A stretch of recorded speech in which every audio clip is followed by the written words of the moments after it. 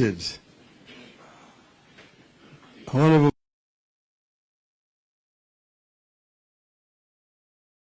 this is now a follow-up to what Martha has already stated. Ruto's hands are all over this violence.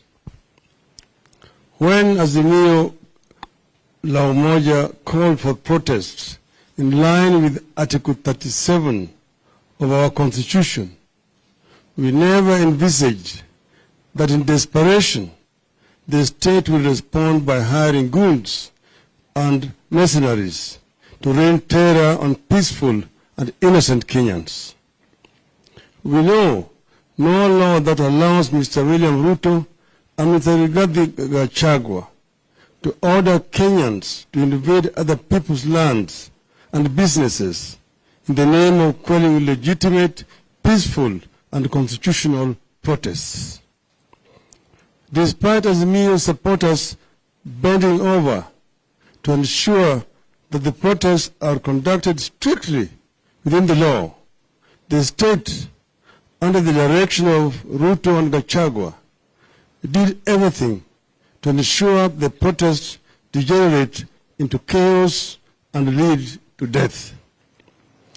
Yesterday, the state unleashed goons on farms way off Nairobi and businesses way off the CBD. In that invasion, trees were uprooted and burned and animals scattered away and slaughtered under the supervision of the state.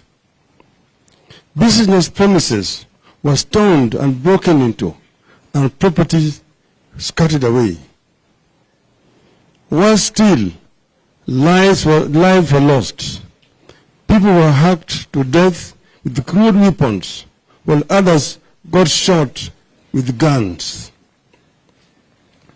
The last time we witnessed such invasion of farms and companies in this part of the world was when Robert Mugabe claimed to be compensating freedom fighters in Zimbabwe. Mugabe claimed to be compensating It ended in the total collapse of Zimbabwe's economy. It will not be any different here. In this latest act of desperation by Mr. Ruto and Gachagua, we see a plot that will be extremely disastrous for the country's long-term stability and economy. We see the little hope for Kenya's large-scale farming. We are tearing the heart out of our commercial agriculture. We see little hope for new investments in our economy or expansion of existing ones. We are looking at the beginning of the end of the economy of this country. It is clear that the country is being run by people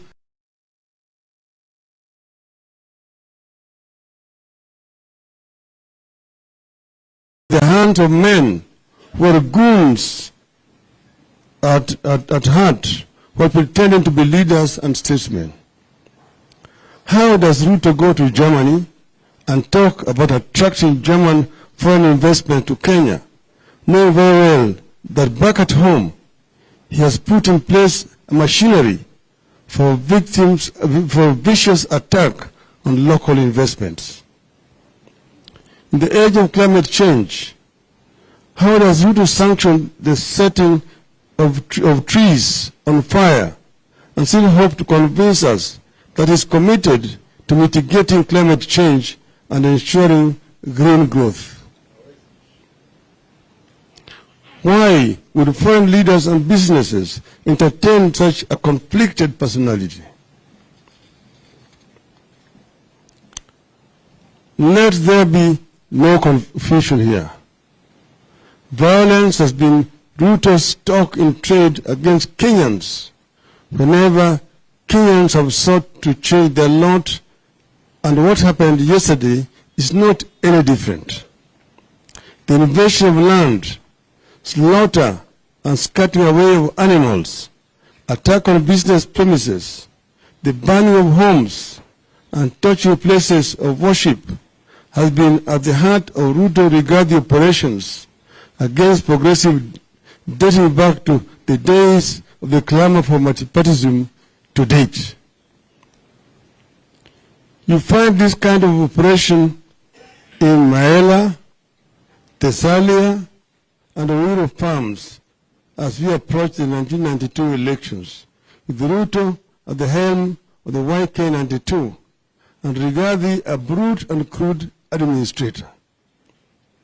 You find it in the Onasopokia and Ologurene in that same period.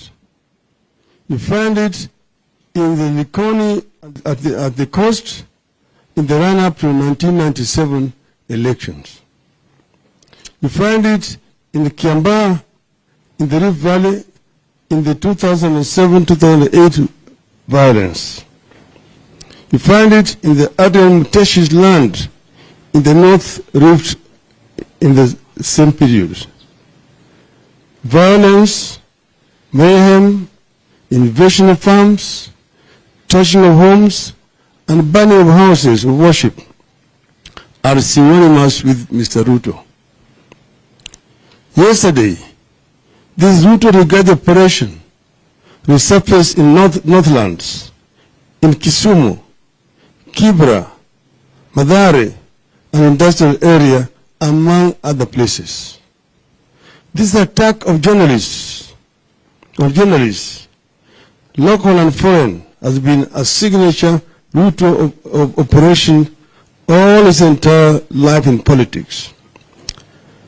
Those who were there then will recall how in 1995, party goons and police beat up the late Dr. Richard Leakey and journalists, including Louis Tambridge of the Daily Telegraph, whose crime was to ask policemen why they were doing nothing when Dr. Leakey was being attacked. Let's make no mistake. Nobody must pretend to be safe. Anyone with any property in any part of the country has every reason to fear. Anyone with a sizable piece of land business must be very afraid. You have every reason to believe that other properties will be invaded in the coming days. William Ruto himself owned vast tracts of land across the country, from Narok, Kajiado, Nairobi, and the coast. Much of that land was illegally acquired. Does his order for invasion of other people's lands amount for the invasion of his own? Time will tell. As we warned during the campaigns, Ruto has brought the class war here. He's keen to have a religious war here. This is how it starts. Once it starts, there's no end until citizens turn on one another. All along, we saw it coming. When we launched Azimio la Umoja in the city of Nakuru in August of 2021, we warned against pitting people against each other.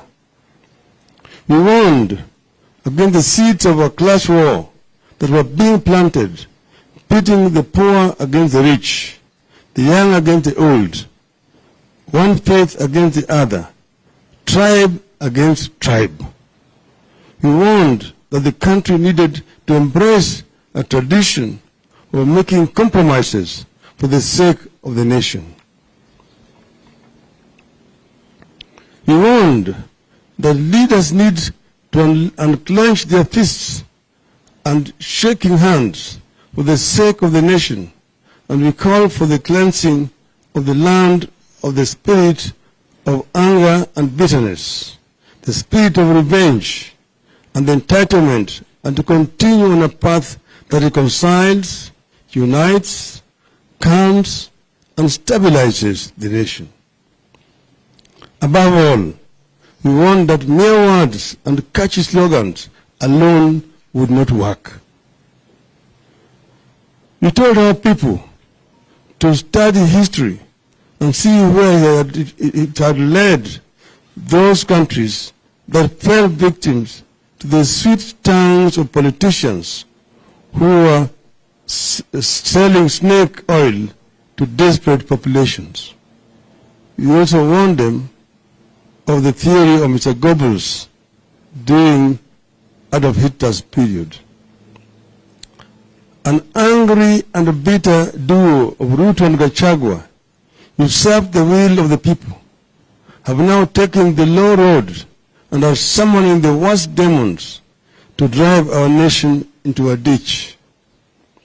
It is clear the class war that Ruto promised during the campaigns is being actualized. This is how collapse begins. It is unfortunate that Ruto is so scared of losing legitimate power that he will damage the environment and the economy just to stay in office. But Ruto must make no mistake. I repeat, Ruto must make no mistake. This struggle will march on, stronger and mightier, with his every vile response until our demands are met. 1, the cost of goods must come down.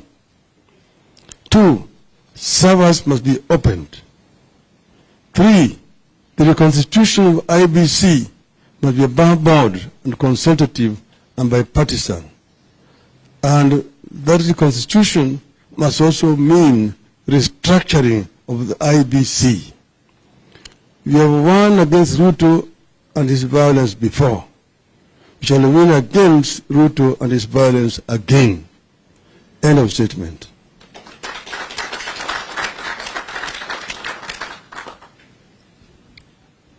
Tumesema kwa Kiswahili, kwa mukhtasari.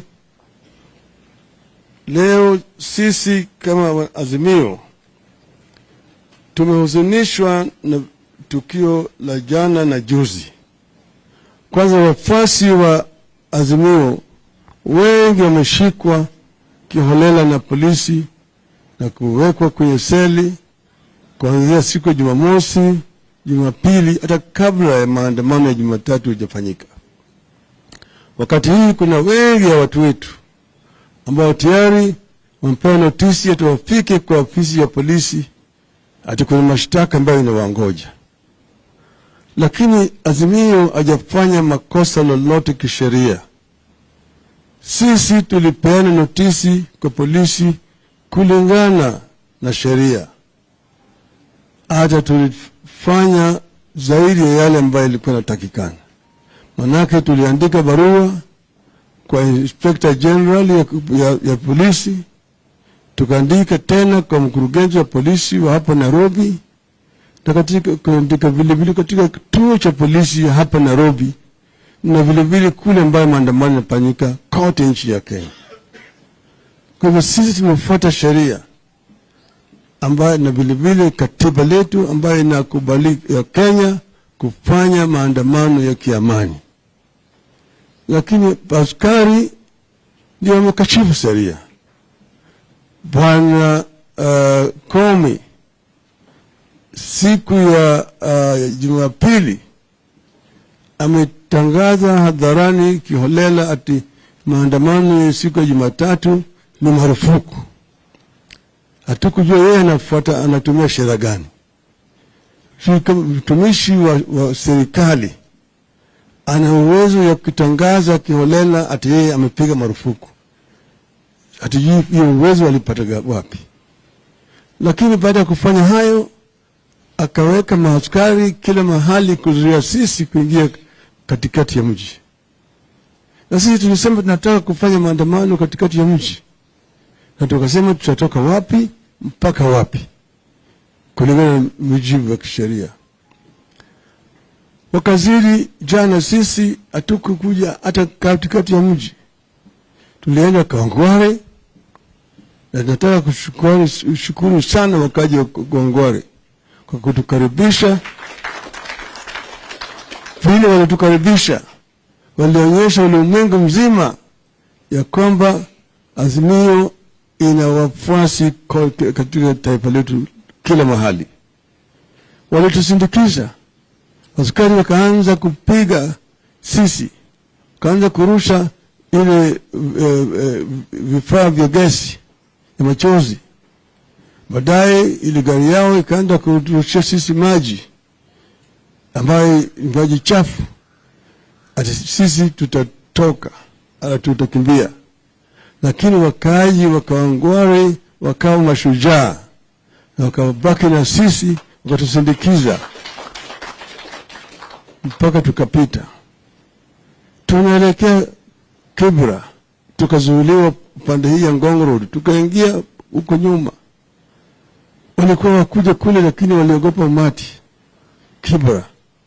Natoa shukrani tena sana kwa wakaji wetu wa Kibra kwa ujasiri walionyesha na ukarimu kutukaribisha kule kwa shangwe na vigelegele. Tulionyesha kwamba sisi ni watu wa amani. Hatukutusi mtu yoyote, hatukulani mtu yoyote. Sisi tuliongea na wafuasi wetu, tukaonyesha kwamba tunaweza kufanya maandamano ya amani. Tulikuwa tunataka kuja Nairobi West, kisha tuvuke tuende pande ile Mkuu kwa Njenga, tuingie pande ile ya Embakasi na kadhalika, lakini tulizuiliwa. Lakini mambo bado bado tutaendelea. Kitu kingine ambayo ilifanyika ni majambazi kutolewa, wengine Kayole, wengine Nyeri, na kuletwa kuvamia shamba la rais mstaafu Bwana Uhuru Kenyatta, jamii ya Kenyatta. Akaona kuja wanadai ati hiyo shamba ni yao.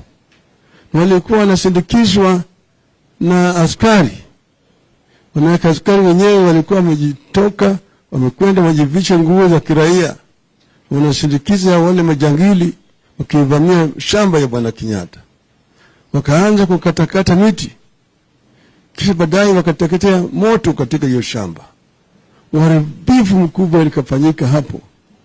Na Bwana Gachagua na Bwana Kimani Ichung'wah na Bwana Ndindi Nyoro tayari walikuwa wametangaza mapema na watafanya hivyo. Ati wao ni watoto wa Maumau. Watoto wa Maumau watakwenda kunyakua mashamba. Sijui sheria iko wapi ambayo inaruhusu hata wewe ni mtoto au mjukuu au mtukuu wa Maumau wewe kwenda kuvamia shamba ya mtu yote vile unavyotaka. Sheria inalinda mali ya kila Mkenya. Tusipofuata sheria hatutakuwa na taifa katika taifa letu. Sasa Inspector General ya polisi anatoa matusi kusema kwamba hawakujulishwa ati yale yatafanyika. Isitoshe kutoka pale wakatuma wale wengine mpaka kampuni huko industrial area East Africa Spectra Limited. Atakwenda sasa kwenda kuadhibu Raila. Piga kule kwake. Wale watu hawana magas, nyungu za gesi, waende wajisaidie huko. Wakatupa mawe, wakavunja vioo kule, wakafanya madhara kubwa huko. Lakini Raila alikuwa hayuko huko. Hayo yote inafanyika kwa sababu ya amri ambayo ilitolewa na Bwana Gachagua na wale watu yake na vibaraka vyake, na mimi najua na ushauri na Bwana Ruto. Lakini hata wafanye hali yote, sisi tunasema tutaendelea mbele.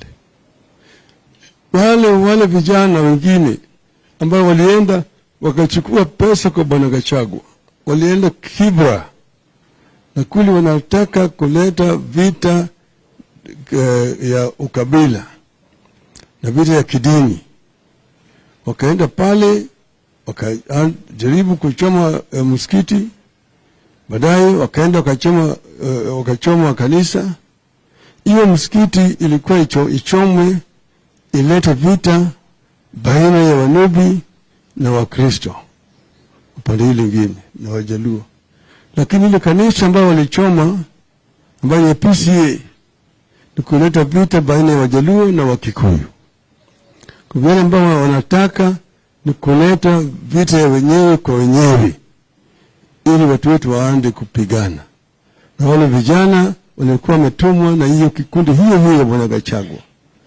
Juzi mimi nilitoa habari, tulijua tayari ati mpango ilikuwa imepangwa katika boma ya Bwana Gachagua, ati kutakuwa na ambulance ambayo itakuwa hajabeba wagonjwa au vifaa ya kutibu watu, lakini imebeba maaskari. Apari wakuwa ni majambazi, wamejibisha na nguo za askari kuja kufanya mahadhara.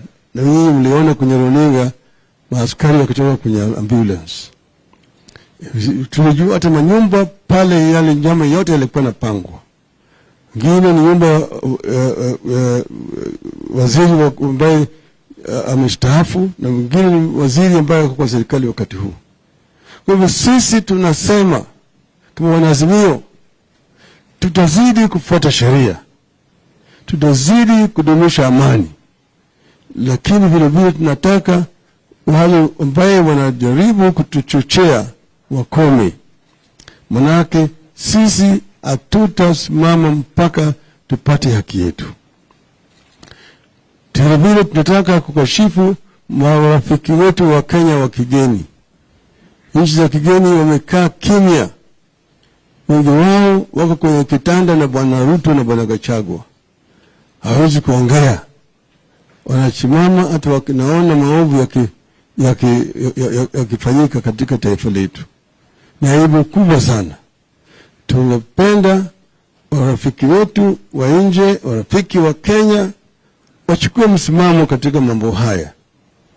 Nisho sisi tunasema dai letu ni vitu vitatu.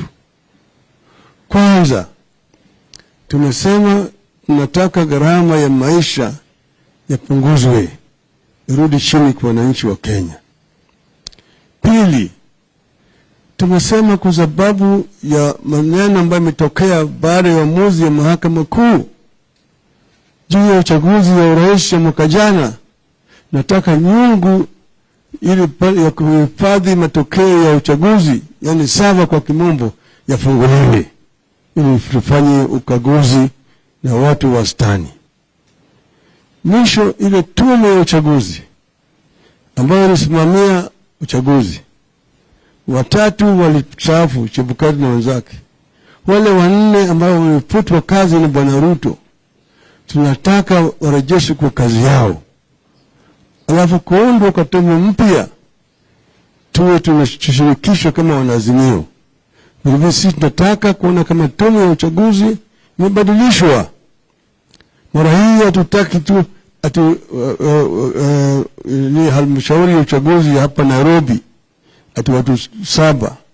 Tunataka kila county iwe na timu yake ya uchaguzi, ili sisiwe ya kwamba mambo inafanya hapa Nairobi na nyingine inatoka huko pembeni na inabadilishwa kabla haijatangazwa.